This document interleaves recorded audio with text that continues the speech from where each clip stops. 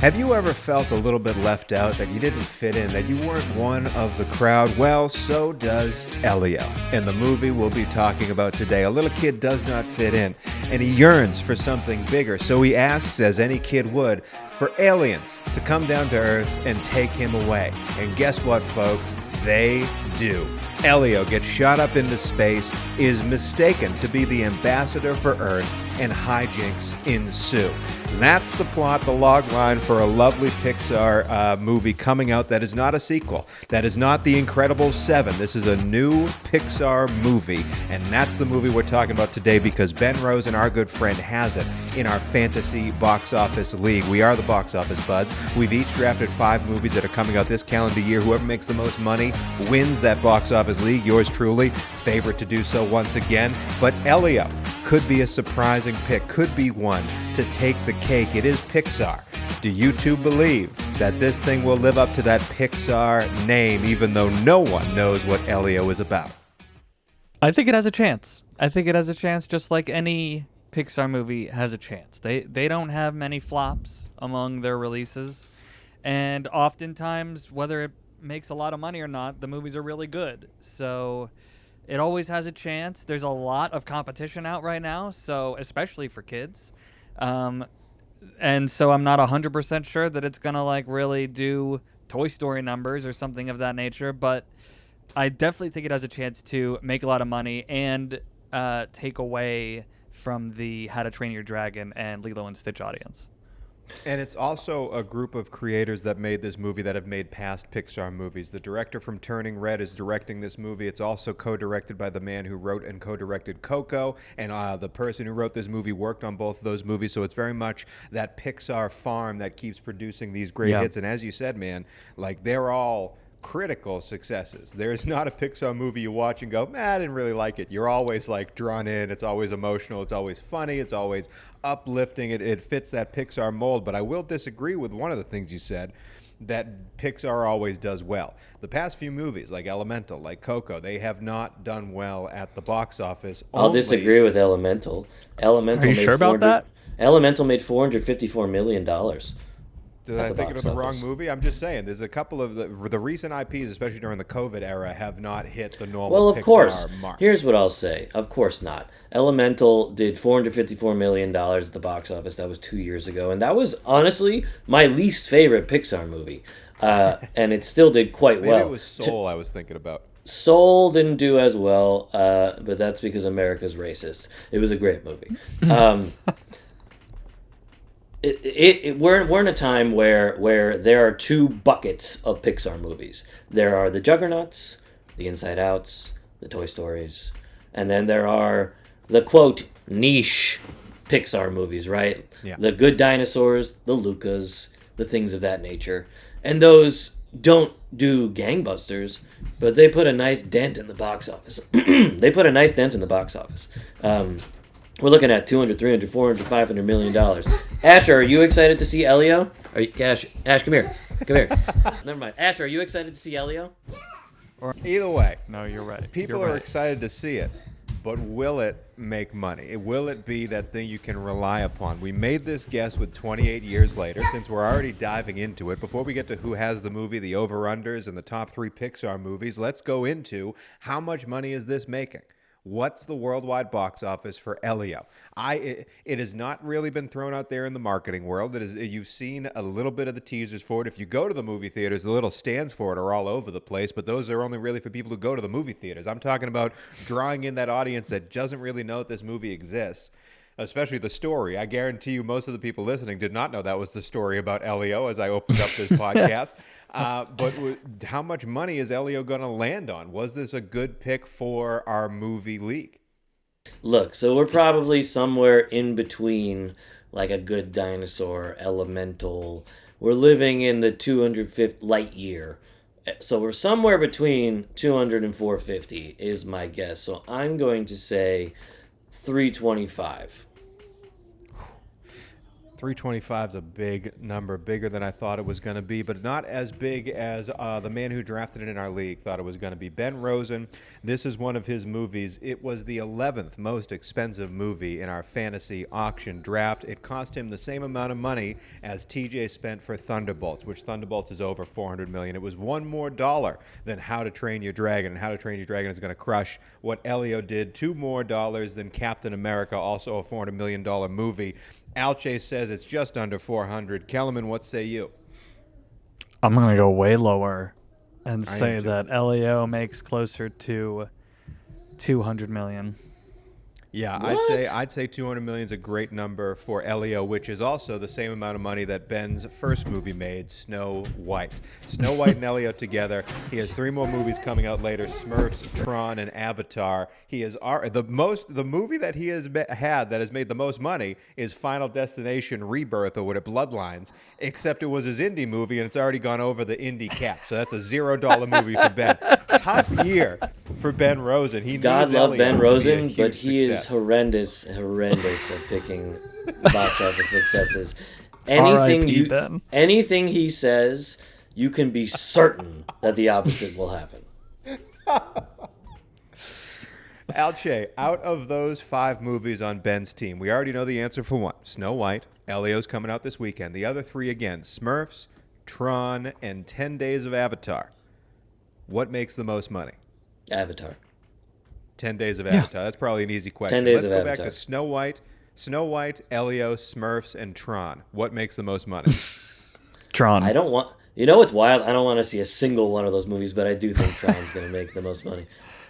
Tron's huge. Yeah, But probably will Tron. it be as huge as Elio is what I'm asking. I mean, if Tron, I do, Yes. I don't know. If Tron is his big swing, then I don't know how good, how much of a chance he's got. Tough stretch for Ben. Alche, I know your boy is excited to see this movie, but are you as a dad excited to see this movie? Will you guys be going to see it opening weekend? Oh, we're going for sure. It's a rainy couple days here at the shore. We are going to see Elio for sure. Fish out of water movie. It's E.T. in space. They just flipped it over. You know, it's going to be enjoyable. It looks super cute. That little like inchworm guy looks very funny and cute. I think it's going to be fun. I think it's going to be well done. I think it's going to be well made. I think it's going to be well received. These kids are going to enjoy this film. And we'll be there opening weekend. Rainy day at the shore. You can't gym tan laundry if it's raining out there. Kellerman, are you excited to see Elio? Will you be seeing it opening weekend? I am excited. I don't know if I'm gonna see it honestly, but I do. I don't know if I'm gonna go opening weekend. I should say I am interested to see it because I think Pixar typically does a really good job of expanding young people's minds, I should say, but like also just it really examines all aspects of a topic, and honestly, I usually learn something or realize something about whatever it's talking about every time I watch one of their movies, even though I'm a full-grown adult. It still has something of a mind-expanding effect on me. I always find the different perspectives that they show very interesting, and it's always on a different topic. You know, it's about the environment or it's about space, and so I am interested to see what new perspectives they'll bring to a alien, with a boy story. Alien with a boy story, just like last week where we had a boy with his pet story. And we did a great top 3 Right. for those, even though we couldn't agree on what the final one should be. Christopher Guest, be damned. When you talk about those movies, that's sort of the Pixar tradition. The Pixar, those movies hit you in the feels. They make you think. They get, it's that morality play that isn't hitting you over the head with this is a play about morality. It's just it's so good at teaching you things, not only as a kid but as an adult. And that's what I think some of these recent movies have missed. They haven't hit that adult stratosphere. They might be great if you watch it with your kid, but they're not an overreaching thing that just hits the culture. Maybe Elio can do that.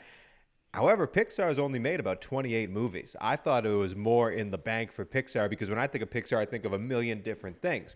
only 28 movies. So this is going to be the probably easiest we've ever had to make one of these lists. Because what I want to know from you guys, out of all the greats that they've had, what are the top 3 Pixar movies?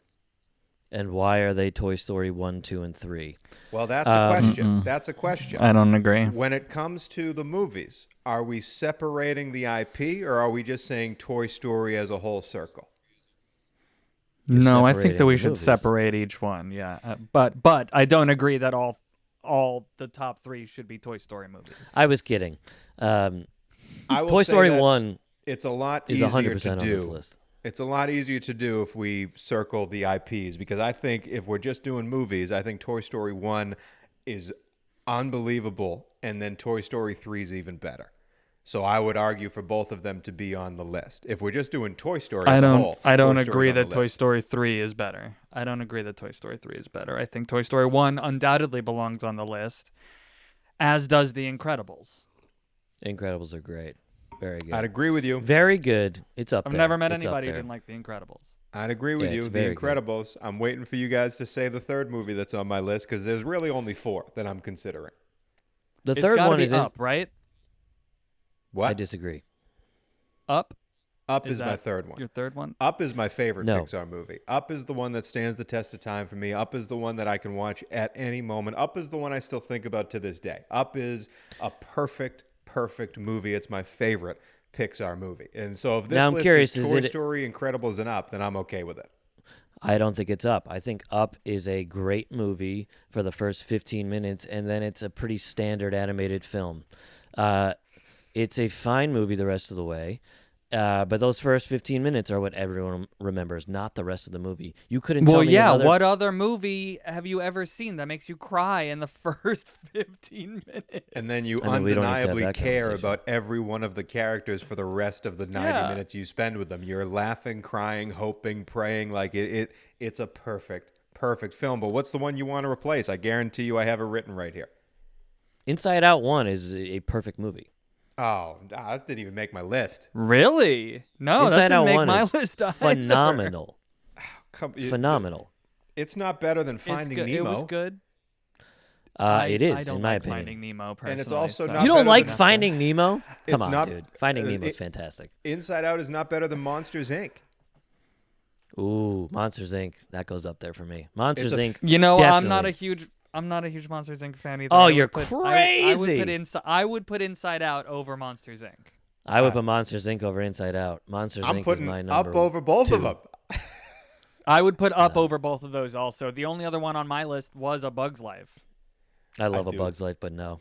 I do like A Bug's Life. Yeah, I do like A Bug's Life, but I don't think it matches up with the top. You know, I watched A Bug's Life recently, and it's not that great, if I'm being honest. I was like so Well, excited. it's- Really? I was mean, so it's funny, excited to it's show got a lot Asher. of quotable lines. It's just a little slow, if I'm being honest. You know, It's it's also also like pseudo-educational. Yeah. you know what's also doesn't stand the test of time? Ants.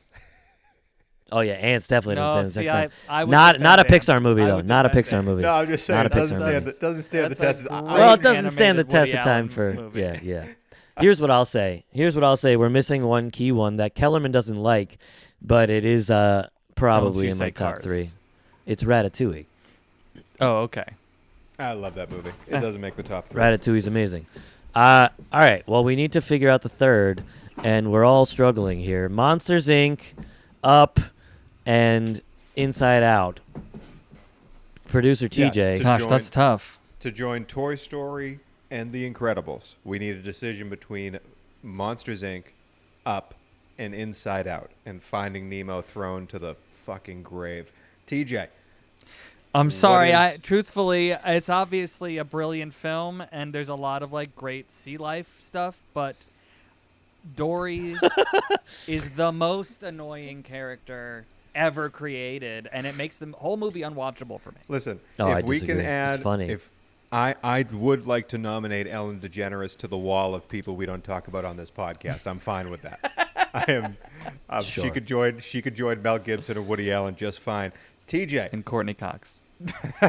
what is your pick for the third Pixar movie? Toy Story, The Incredibles, and your choices are between Up, Monsters Inc., and whatever the third one was. Inside Out. That's right. I think I kind of tend to agree the first 15 minutes of Up lasts quite longer in its shadow than the rest of the movie. And I think the legacy that's the strongest and the emotional impact that had the largest benefit to the youth would be Inside Out. Damn. Woo! 2 weeks in a row, he picks my movie. It's the last time we have TJ be the tiebreaker. Let's move on back to Elio, though, because that top three, no matter what you think about Inside Out or Up or whatever, that top three is a tough nut to crack. Can Elio make that top three? I don't know. But what we can answer for you is how much money Elio will make in the opening weekend domestically at the box office. Producer TJ gives us a number for every single movie we talk about here, and we have to guess over or under that how much money it will make at the box office. As we said yesterday's episode, I am the only one with an above 500 record on this show. We have not been doing well recently. I am 10-9. Kellerman won last week. He is 8-11, trying to catch up to us. Alche's in the middle as always. TJ, what is the number for the opening weekend domestically for Elio? Okay, gentlemen, this is really exciting. I'm going to invoke one of my favorite Sublime songs ever in Oh, good. 40 Ounces to Freedom. The number is 40. What do you think? And the answer is under. There's no chance that thing makes 40 million opening weekend. No chance that thing makes 40 million opening weekend. I'll take the under in a heartbeat. Really? Keep in mind you said the same thing about How to Train Your Dragon last week and you lost. Oh, that was a reverse hedge. That was a good old school reverse Oppo hedge. Jinxo. Kellerman, what do you think? Gosh. Lilo and Stitch and How to Train Your Dragon both opened closer to like 80 million, if not over.